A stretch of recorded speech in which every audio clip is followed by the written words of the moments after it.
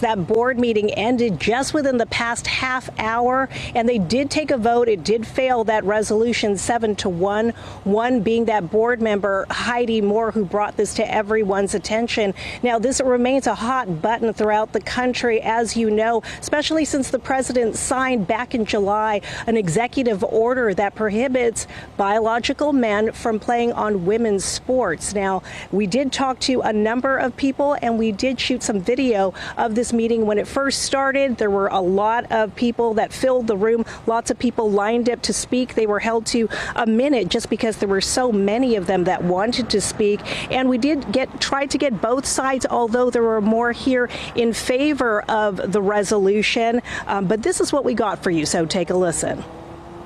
That title hides what this really is, a resolution to push transgender children out of sports and into harm.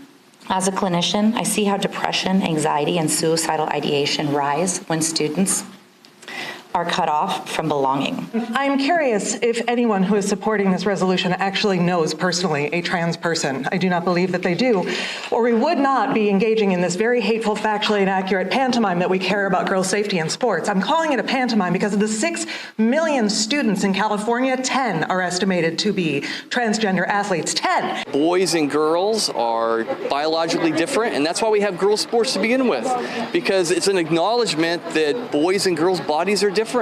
And when you start letting boys participate in girls' sports are going to disappear. I think that women deserve their own safe space to compete fairly and not have to deal with the fact that biological males have a severe physical advantage over them. For a district who repeatedly talks about inclusion for all, I would like to ask, where exactly are girls included if we refuse to take a stand today? This is about doing what is right for the girls who do not have a voice. I am their voice today, and I hope you will join me.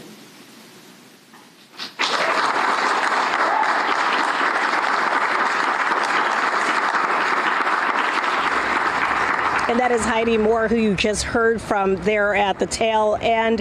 Now, this remains very sensitive. There were a lot of people that stayed for the remainder of the meeting to the end, upset that this did not happen. So this far from this ending, and the majority of board members really didn't want to take a stand tonight, especially because they said it's still in litigation in the courts, and they want to, of course, go the way that the courts decide. That is the very latest from Elk Grove, covering local news that matters. Rowena Shaddix, Fox 40 News.